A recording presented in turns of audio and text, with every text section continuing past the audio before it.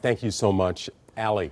Well, now to two self-professed religious leaders in Michigan accused of forced labor, money laundering, and using physical and psychological abuse to solicit tens of millions of dollars in donations. The arrest of David Taylor and Michelle Brannon came amid a multi-state FBI investigation, including a raid in Taylor. It lasted for hours on Wednesday. Well, now the man involved here, Taylor, is awaiting extradition from Michigan from North Carolina, and Brannon is accused of the similar crimes and is waiting for her initial appearance in Florida. Now, they're both behind the Kingdom of God Global Church, formerly JMMI, a ministry that spans Michigan, Missouri, Texas, and Florida. That's right. And 7 News Detroit reporter Ryan Marshall is joining us live in downtown Detroit this morning with more on this. And Ryan, federal investigators are calling this a nationwide takedown.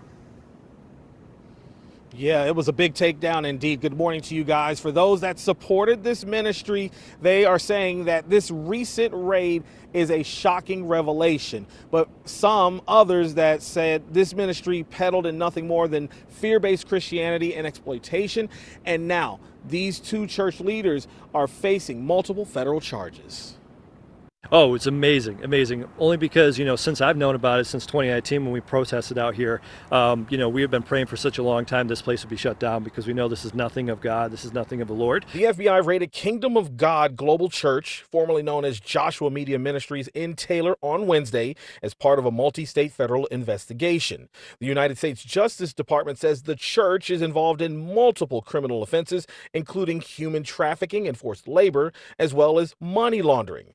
A federal grand jury in the Eastern District of Michigan returned a 10-count indictment against the church's leaders, 53-year-old founder David Taylor and his 56-year-old executive director Michelle Brannon. Both were arrested in North Carolina and Florida, respectively. Why would you guys just do this to a ministry that's doing nothing but helping society, giving to society, giving back to the communities? The Convoy of Hope ministry that they got to go onto the streets and help the poor. Ricky, a former member of the church, told 7 News Detroit he's not buying what the feds are selling.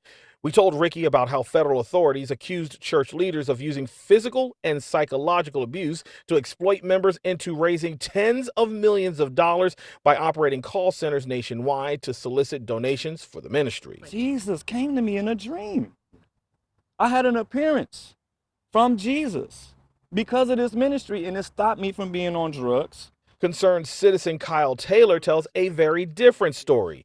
He says many members left that ministry for the church he now attends. Many of the individuals were afraid to speak up. They were afraid of retaliation.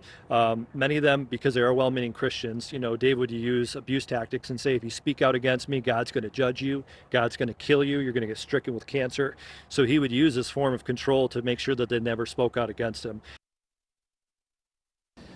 All right, so Jerome Gorgon Jr. is a United States attorney for the Eastern District of Michigan. Attorney Gorgon commented on this particular case. He said, quote, "We will use every lawful tool against human traffickers and seek justice for their victims. A case like this is only possible through a concerted effort with our federal partners across the country and the non-governmental agencies who provide victim support. We thank them all." And some of these allegations date back to 15 years. Authorities also said that the church's founder, David Taylor, used the millions raised to fund his lavish lifestyle. Taylor will be extradited here to Michigan to be arraigned in federal court. Michelle Brannon is going to be sent to Florida to make her initial court appearance this afternoon. We're here in downtown Detroit. I'm Ryan Marshall for 7 News Detroit This Morning. Very serious allegations, and we know you're going to be following this case all the way. Ryan, thank you very much.